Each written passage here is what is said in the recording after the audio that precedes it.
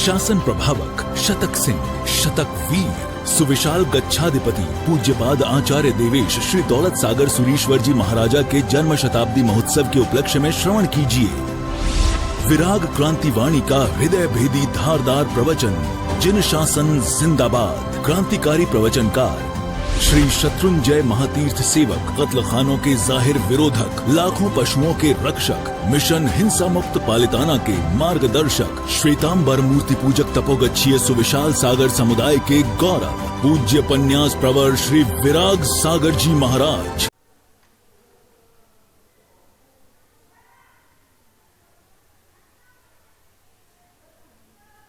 जय गिरिराज, जय आदिनाथ, जय गुरुदेव। पुण्य और पाप, बचपन से हम ये दो शब्द सुनते आए।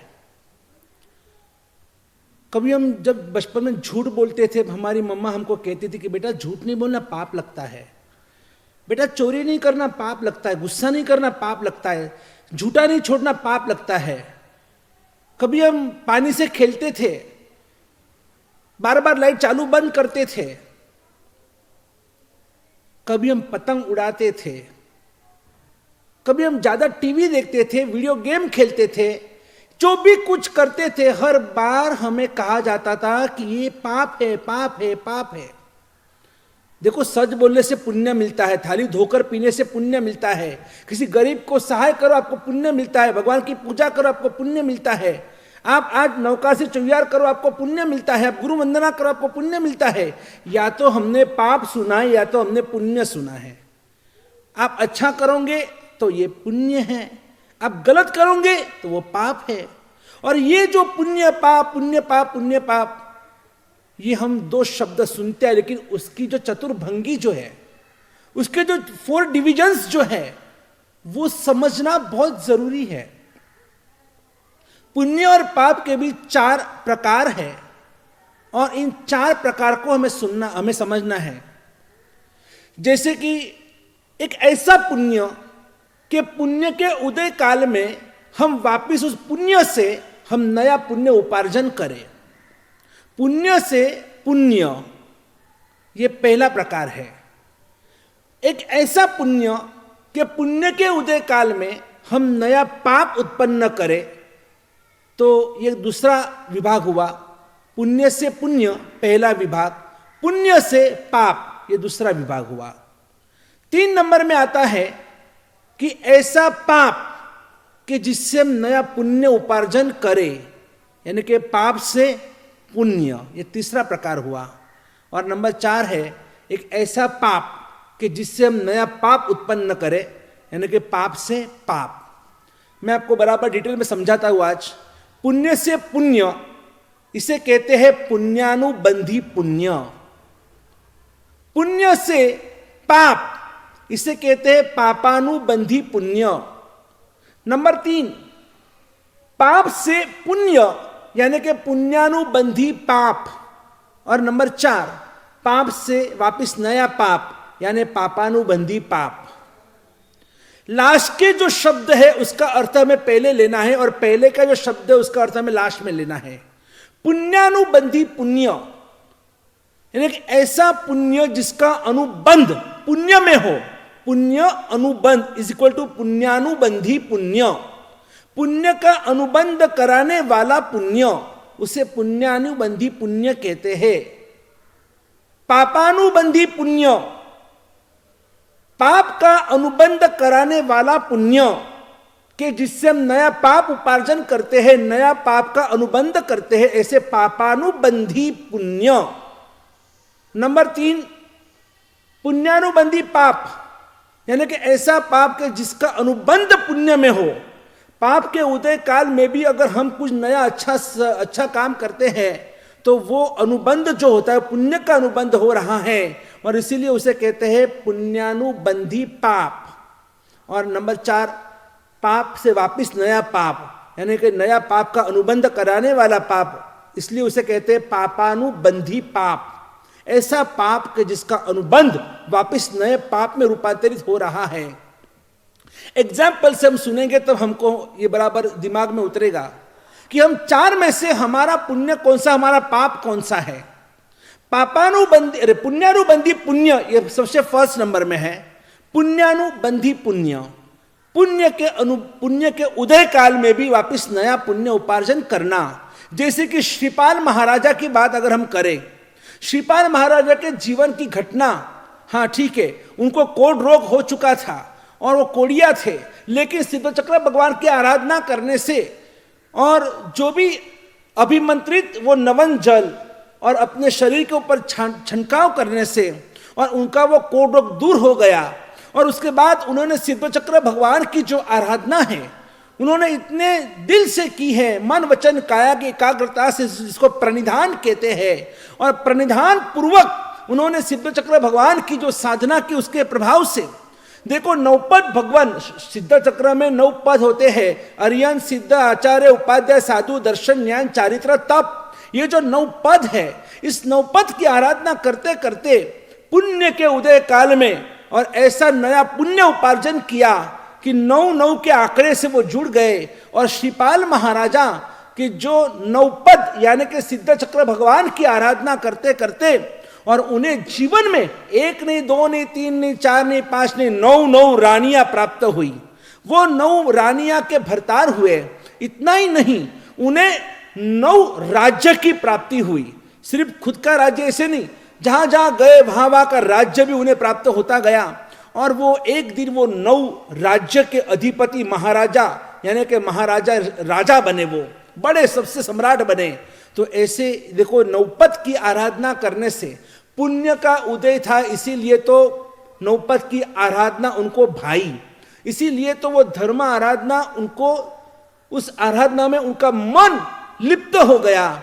और ये 9 पद की आराधना का पुण्य का प्रभाव देखो कि इस ऐसा पुण्य के जिससे वापस नया पुण्य उपार्जन किया तो उन्हें सुख, साहिबी, राज्य, रिद्धि, सिद्धि, समृद्धि, उन्हें सब कुछ A1 क्वालिटी का मिला।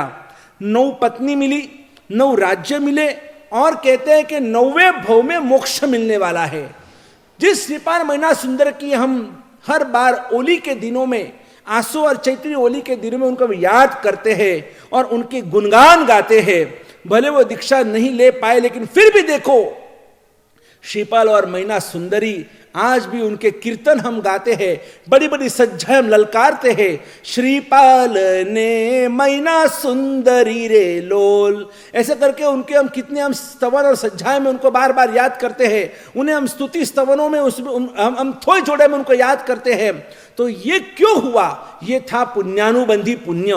ये ऐसा पुण्य जिसके उदय काल में उन्होंने अपने उस सत्ता का, उस संपत्ति का उन्होंने गैर इस्तेमाल नहीं किया और उन्होंने उससे वापस नया पुण्य उपार्जन किया। इसका मतलब इस पुण्यानुबंधी पुण्य का फल होता है कि इंसान इस भव में भी वो सुखी होता है और उससे वो अगले जन्म में भी वो वापस वो सुख उत्पन्न करता है, वो वापस वो सुखी बनता है। आपके पास प्रभावना में समझ लो कि आपके पास 100 रुपए की आज प्रभावना थी और आपको 100 रुपए की प्रभावना आज मिली। 100 रुपए की प्रभावना मिलने के बाद आपने सोचा 100 रुपए में करूं क्या? चलो एक काम करता हूं, ये 100 रुपए में आज मंदिर गया हूं तो मंदिर में भगवान के भंडार में मैं डालता हूं। आज भगवान को मैं 100 रुपए अर्पण करता हूं। आज 100 रुपए के मैं पुष्प लेकर भगवान के पुष्प पूजा करता हूं। लाओ आज किसी गरीब बेचारा भूखा है, लाओ उसे इस 100 रुपए में उसको मैं खाना खिलाता हूं। यानी आपने क्या किया? 100 रुपए की प्रभावना आपको पुण्य से प्राप्त हुई और वही प्रभावना जो आपके हक की प्रभावना थी, लेकिन आपने उसको आपके लिए स्वयं के लिए इस्तेमाल न करते हुए उससे आपने वापस सुकृत यानी कि नया पुण्य उपार्जन किया। ये क्या हुआ? तो इसको कहते हैं पुण्यानुबंधी पुण्य। शरीर भी हमें मिला है ना, ये शरीर भी हमें पुण्यानुबंधी पुण्य बन सकता है। कैसे? जैसे कल मैंने आपको बताया कि सनत कुमार चक्रवर्ती, ये सनत कुमार चक्रवर्ती ने जिस तरह से अपने एक चक्रवर्ती होते हुए भी पाप का उदय काल हुआ तो एक साथ में 16 प्रकार के रोग शरीर में उत्पन्न हो गए। लेकिन जब उन्होंने इस संसार की, इस देह की असारता को पहचान लिया और उन्होंने इस देह से साधना करने का निश्चय किया, इतने बड़े सम्राट चक्रवर्ती जो कहलाते सनत कुमार चक्रवर्ती, और ऐसे सनत कुमार चक्रवर्ती 32,000 देश के मालिक होते हैं। 96 करोड़ गांव के जो अधिपति होते हैं, 14 रत्नम जिनके सेवा में हाजिर होते हैं, 16,000 यक्ष जिनकी सेवा में खड़े पैर हाजिर होते हैं, और 64,000 रानियों के भरतार हैं, और ऐसे महाधनवान महाभोगी जिनको कहते हैं ऐसे चक्रवर्ती सनत कुमार, और संसार को अलविदा कर और दीक्षा लेकर संयम के पद पर आगे निकल गए, और 700 साल तक उन्होंने जो घोर जो तप किया, जो साधना की, जो आराधना की, जो तपस्या की, जो ध्यान किया, और उसके प्रभाव से उनके शरीर के अशुचि में भी एक ऐसी लब्धि शक्ति उत्पन्न हुई। जब वो देवलोक के देव आते हैं, चलो हम आपके रोग दूर कर देते हैं, 700 साल तक इन रोगों को उन्होंने 16 महारोगों को सहन किया, और आज वो देवता आए हैं कि लाओ हम आपका रोग हम दूर करते हैं। सनत कुमार ने सिर्फ अपनी उंगली को थूक लगाया और देखा तो पूरी उंगली सुवर्ण हो गई, सोने की हो गई। तो सनत कुमार ने कहा कि अब तो मेरी थूक में भी वो शक्ति उत्पन्न हो चुकी है कि मैं मेरे पूरे शरीर को मैं सुवर्णमय बना सकता हूं, कांतिमय बना सकता हूं। लेकिन नहीं, जिस शरीर से मैंने आज तक पाप किया है, अब उस शरीर से मुझे सिर्फ और सिर्फ साधना करनी है।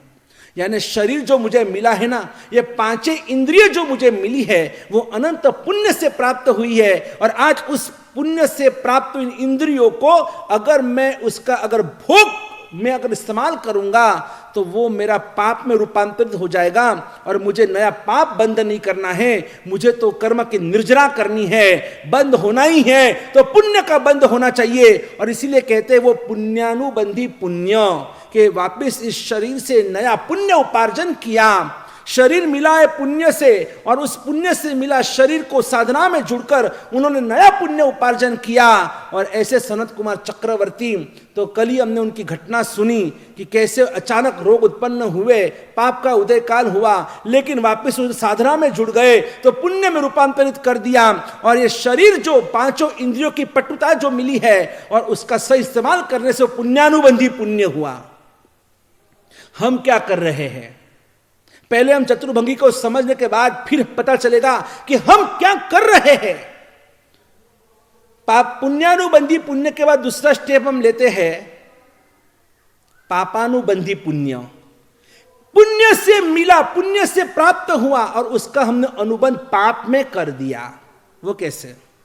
100 रुपए की नोट मिली, और उस 100 रुपए की नोट, चलो आज प्रभावना में 100 रुपए मिले हैं, चलो होटल में जाकर आज जलेबी फाफड़ा खाकर आते हैं। क्या किया आपने? अभक्ष्य खा के आए आप। 100 रुपए से कहीं ना कहीं आपने जुआ खेला। 100 रुपए तो मैं एग्जाम्पल बता रहा हूं, फिर 100, 1000, लाख, 2 लाख, 5 लाख, 50 लाख, 1 करोड़, जो भी आपको मिली लक्ष्मी, आपको मिली संपत्ति, आपको मिला है शरीर, आपको मिली आंखें, इन आंखों से अपने भगवान के दर्शन किए, पुण्यानुबंधी पुण्य। और अगर यही पुण्य से मिली आंख पुण्य से प्राप्त हुई है, लेकिन अगर इन्हीं आंखों से आपने किसी की गलतियां देखी, यानी आपने इस आंखों को, आपने आंखों का दुरुपयोग किया, आपने आपकी संपत्ति का मिसयूज किया, आप क्या कर रहे हो पता है? जो मिला है वो पुण्य से मिला है, लेकिन उसका अनुबंध आप पाप में कर रहे हो, और इसीलिए उसको पापानुबंधी पुण्य कहते हैं। पाप का अनुबंध कराने वाला पुण्य। और ऐसा पुण्य किस काम का जो आपको पाप में लेकर जाए? ऐसी संपत्ति किस काम की कि आपको डुबो दे? वो मम्मन सेठ के पास इतनी अढळक, इतनी जबरदस्त संपत्ति थी, दोम साहिबी थी। क्या मतलब उस संपत्ति का? ना तो किसी गरीब को काम में आई वो संपत्ति, ना कभी कोई धर्मदान के अंदर काम में आई, ना कोई मंदिर बनाने में, ना किसी उपास्य निर्माण में, या कहीं पर भी कोई मानवता का कार्य नहीं, धार्मिक कोई कार्य नहीं। सिर्फ बस वो इकट्ठा करते गया, और आखिर में मरकर वो मम्मन सेठ इतनी संपत्ति मिलने के बावजूद भी पैसा करता हुआ मरकर 7वीं नरक के अंदर चला गया। 7वीं नरक के अंदर। क्या मतलब? ये ऐसा पुण्य किस काम का कि जो आपको अनुबंध पाप में लेके जाए, आपकी दुर्गति करे। आपने आंखों से भगवान के दर्शन किए, पुण्यानुबंधी पुण्य, और पुण्य से मिली इन आंखों का आपने मिसयूज किया। आपने इसी आंखों से टीवी देखा, आपने विभत्स दृश्य देखे, किसी का रूप देखा, किसी की गलतियां देखी। क्या हुआ? आपने इस आंखों का मिसयूज किया, तो वो क्या हुआ? पापानुबंधी पुण्य। पुण्य से आंख मिली, गलत इस्तेमाल किया तो उसका अनुबंध गलत हो गया। अगले जन्म में आपको आंख नहीं मिलेगी। ये कान जो आपको मिले बड़े पुण्य से मिले हैं, लेकिन आपको किसी की निंदा सुनना बहुत अच्छा लगता है। बार बार कोई आपके सामने आकर किसी की निंदा करता है, आपको बड़ी मजा आती है निंदा सुनने में और निंदा करने में। यानी आपने इस कान का क्या किया? जो कान आपको किसी के सद्गुण सुनने के लिए मिले हैं, भगवान की वाणी सुनने के लिए मिले हैं, और इस कान से आपने किसी की निंदा सुनी, आपने ऐसा संगीत सुना कि जो आपको सुनना नहीं चाहिए, आपके इंद्रियों को बहकाने वाला संगीत, ये जो पॉप संगीत, ये म्यूजिक जिससे आपकी इंद्रिय बहक उठती है और आप विभत्स नाचने लगते हैं, नहीं, तो ये कान का आपने दुरुपयोग किया, और इसलिए आपका ये अनुबंध कहां होगा? ये अनुबंध होगा पाप में। इसलिए दूसरे जन्म में आपको कभी कान नहीं मिलेंगे। अरे कोई अगर आपके सामने अगर कोई निंदा कर रहा है, अगर कोई किसी की अगर कोई गलत बातें कर रहा है, सुना रहा है आपको, आप बोल दो उसको, भाई आज नहीं कल, आज दुकान बंद है। अरे भाई मेरी बात तो सुन, तेरे को मालूम है इस भैया के इस भाई के घर पे क्या हुआ, इस बहन के घर पे क्या हुआ? अरे भाई बोला ना आज दुकान बंद है, आज नहीं कल आना, आज दुकान बंद है। कोई भी आपको आपके सामने आकर निंदा करता है ना, आपको यही डायलॉग आपको बोलना है। आज के प्रवचन में इतना सीख लेना, अब इतना ही बोलना, आज दुकान बंद है। वो बोल रहे अरे भाई दुकान से क्या लेना देना, मेरी बात तो सुन। बोला ना आज दुकान बंद है। क्या बोलेंगे आप? आज दू यानी दो, कान बंद है। मुझे कुछ नहीं सुनना है, मुझे सिर्फ मेरे भगवान की वाणी सुननी है, मुझे भगवान की वाणी गानी है, मुझे भगवान के स्तवना करनी है, मुझे कुछ अच्छा सुकृत करना है, क्योंकि मुझे पापानुबंधी पुण्य नहीं चाहिए, मुझे पुण्यानुबंधी पुण्य उपार्जन करना है।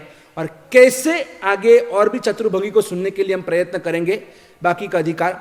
आज पूज्यपाद सागर जी महाराज का जन्मदिन है, और इसीलिए हम पूज्यपाद आगमोद्धारक सागर जी महाराज यानी कि आनंद सागर सुरेश्वर जी महाराजा, और उनकी हम जय बुलाते हैं। बोलो पूज्यपाद आगमोद्धारक आनंद सागर सुरेश्वर जी महाराज की जय हो। जय गिरिराज, जय आदिनाथ, जय गुरुदेव।